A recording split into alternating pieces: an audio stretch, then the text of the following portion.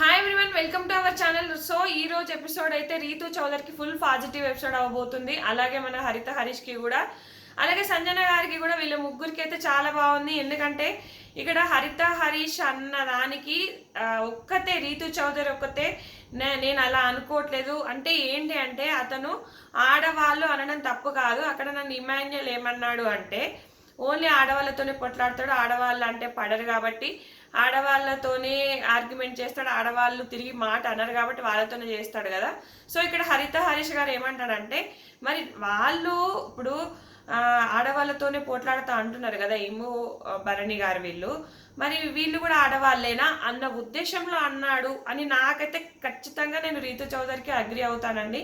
ఎందుకంటే అక్కడ క్వశ్చన్ చేసేది ఏం లేదు, అదే అంటున్నాడు ఆయన.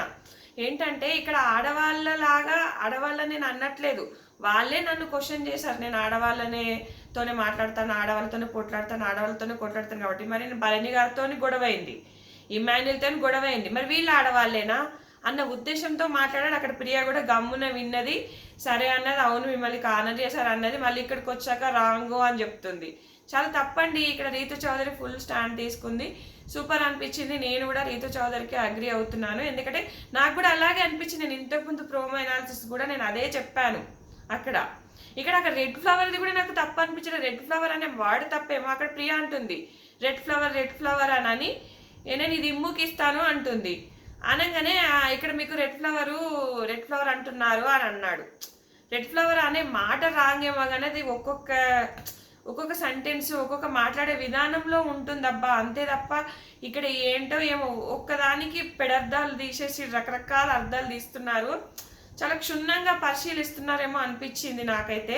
సో ఆ వర్డ్ని పట్టుకొని ఆ వర్డ్ మీనింగ్ తప్పేమో కానీ అక్కడ కన్వర్జేషన్లో అయితే అలా అనలేదు కదా. ఇక్కడ ఏంటంటే మాస్క్ మంది తప్పే, అప్పుడు వెంటనే గుండంకులు అనడము తప్పే, గుండంకులు నన్నంటవా అని ఇక్కడ ఈయనే రివర్స్ అనడం తప్పే. సో అక్కడ ఇమాన్యుయల్ కూడా నన్ను రెడ్ ఫ్లవర్ అక్కడ ఎందుకంటే ఆయనకు అంత తప్పు అనిపించలేదు.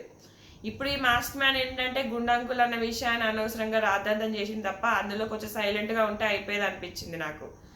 ఇంకొకటి ఇదైతే నానైతే ఫుల్ అండి.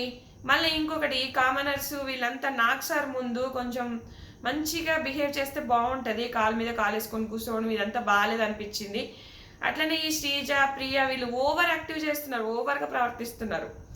అలాగే మనకి ఎపిసోడ్ స్టార్టింగ్లో కూడా మనకు ఈ సంజనాకైతే ఫుల్ అగైనెస్ట్. నేను నిన్న థంబ్నెయిల్ పైన కూడా పెట్టాను, ఎందుకంటే మేము చిన్న రివ్యూవర్స్ కాబట్టి మన వీడియోస్ రీచ్ ఉండవు. సంజనాపై హౌస్ అంతా అగైనెస్ట్ అవుతున్నారని పెట్టాను నేను ఆల్రెడీ, కానీ ఎందుకో అది ఎవరు రీచ్ అవ్వదు కదా. అప్పుడు పెద్ద రివ్యూవర్స్ చూస్తారు, మనది చూడరు. ఫుల్ అగైనెస్ట్ అవుతున్నారు. హరిత హరీష్ ఇక్కడ నాకు నచ్చలేదు. ఏంటంటే మీరు వెళ్ళిపోతారు కదా, మీరు వెళ్ళేటప్పుడు ఇల్లంతా సర్ది పెట్టండి, ఆమె రాము రాథోడ్కి టీ ఇస్తానంటే అంతకంత లొల్లి చేస్తున్నారు. అలా ఎలా ఇస్తారు మీరు, రూల్స్ని ఎట్లా చేస్తారు, రూల్స్ నేను ఇప్పుడు క్యాప్టెన్ కాబట్టి నేను ఇలాగే ఉంటానంటే మరి గుడ్డు దొంగతనం ప్రతిసారి హరిత హరీష్ గుడ్డు దొంగతనం చేసినావు అని ప్రతిదీ అదే. మరి నేను అప్పుడు వేరు ఇప్పుడు వేరు, అది ఓల్డ్ అన్నా కూడా వినరు, అంతకంతా ఎగబడతారు. నేను ఇప్పుడు ఇద్దరు మనుషులను మార్చుకుంటా అంటది. ఫస్ట్ మనీష్ని శ్రీజాని పెట్టుకుంటుంది, వాళ్ళని మార్చుకుంటా అంటది. అలాగే నేను ఇక్కడ షష్ఠిని మన భరణిని పెట్టుకుంటానని చెప్తుంది అనమాట ఇక్కడ. సో రీతును భరణిని పెట్టుకుంటా అంటది. ఇక అందరికీ కోపం వస్తుంది. అట్లా మారుస్తారు, మనీష్కి కోపం వస్తుంది, ఇక్కడ శ్రీజాకి కోపం వస్తుంది. ఆ ఎపిసోడ్ మీనింగ్ అదే. మీద అంతకంతా ఎగబడుతున్నారు చిన్న పాయింట్లు పట్టుకొని. తర్వాత వచ్చేసి మనకు ఇక్కడ రీతు చౌదరి గురించి పవన్ కళ్యాణ్ గురించి బ్యాడ్గా మాట్లాడుతుంటాడు హరిత హరీష్. ఏంటంటే వీళ్ళు ఏంటి సామాన్యులు వచ్చారు, ఒక్కరే ఆడాలి, ఒక్కరి మీదనే స్టాండ్ అయి ఉండాలి, సెలబ్రిటీస్ చూడంగానే సొంగ కాసుకుంటారు అన్నట్టుగా చెప్తుంటాడు అనమాట.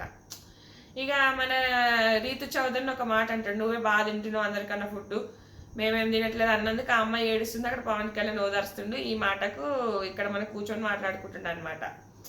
అలాగే సంజనాది కూడా పాపం కాఫీ కూడా ఇవ్వన్నది అని చెప్పేసి ఆమె మీద కూడా కారాలు మిరియాలు నూరుతున్నారు. అక్కడ ఫ్రీ బర్డ్ అనేది నేను ఫస్ట్ నుంచి చెప్తున్నా, ఫ్రీ బర్డ్ అనేది రాంగ్ మాట కానే కాదబ్బా. ఆమెకి కోపం వచ్చేసింది అంటే నాకు పెళ్లి కాలేదు అనేసరికి ఏదో నన్ను ఇన్సల్ట్గా ఫీల్ అయ్యి ఏదో ఇంగ్లీష్లో వల్గర్ మాట అన్నదట, అది మనకి ఇవ్వలేదు. పాపం సంజన బాగా ఏడ్చింది.